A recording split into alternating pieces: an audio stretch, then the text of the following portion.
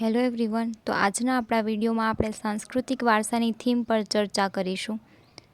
ખાસ કરીને આપણે જે છે ગુજરાતના પોઈન્ટ ઓફ વ્યૂથી વધારે છે ધ્યાનમાં વસ્તુઓ રાખશું.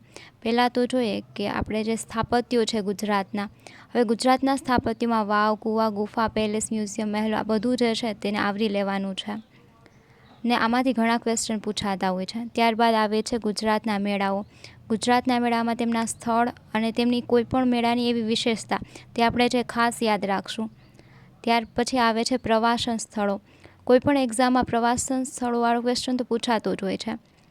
ત્યાર પછી આવે છે આદિવાસી જનજાતિ જે છે તેમના જે નૃત્યો હોય છે તે, અને આદિવાસીના જે મેળા છે એ પણ ખાસ કરવાના, અને આદિવાસીઓ જે છે તેમના વાર. માની લો કે આપણે અહીંયા સોમવાર કહીએ છીએ તો તેઓ જે છે તે સોમવારે બીજા નામે ઓળખતા હોય છે.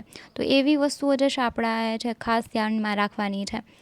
ત્યારબાદ આવે છે ચિત્રકલા. હવે ચિત્રકલા જે છે તે ગુજરાતના સંદર્ભમાં જે છે આપણે જોઈએ તો ગુજરાતમાં એક્ઝામ્પલ તરીકે વારલી છે તો એ કયા સમુદાય સાથે છે, કઈ જગ્યા સાથે સંકળાયેલી છે એ ખાસ જોશું. અને ચિત્રકલા ભારત જે છે તેની પણ કરવાની છે. ત્યારબાદ સંગીત કલા જે છે તેના વિશે ચર્ચા કરીએ.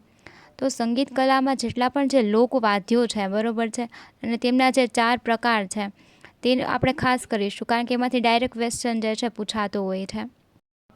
જે લોકવાદ્યમાં જે છે તમને એક્ઝામ્પલ તરીકે જે છે નીચે છે તંતુવાદ્યો આપેલા હશે, અને તમને છે ને એવી રીતના ક્વેશ્ચન પૂછે કે નીચેનામાંથી જે છે ક્યુ જે છે સુશીર વાદ્ય નથી, બરાબર છે. આવી રીતના ક્વેશ્ચન ડાયરેક્ટલી એ લોકો પૂછી લેતા હોય છે. ત્યારબાદ આવે છે મોસ્ટ ઇમ્પોર્ટન્ટ સાહિત્યકાર.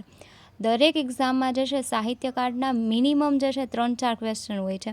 તો આ ટોપિકમાં તમારે જે છે પહેલાં તો PYQ જે છે કરવાના છે, અને PYQ થઈ જાય ત્યારબાદ જે છે તમે તેમના ઉપનામ જે છે તે અને તેમના દ્વારા જે બનાવેલી કૃતિઓ જે છે તે ખાસ જે છે કરજો.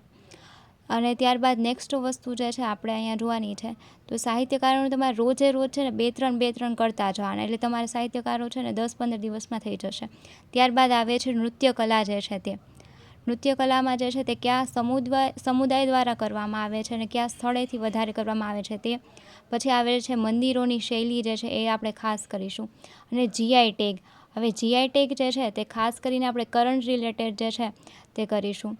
જો આ વિડીયો તમને હેલ્પફુલ થયો હોય તો આ જે છે ચેનલને સબસ્ક્રાઈબ કરો, શેર કરો વિડીયોને અને કમેન્ટ કરો. Thank you so much.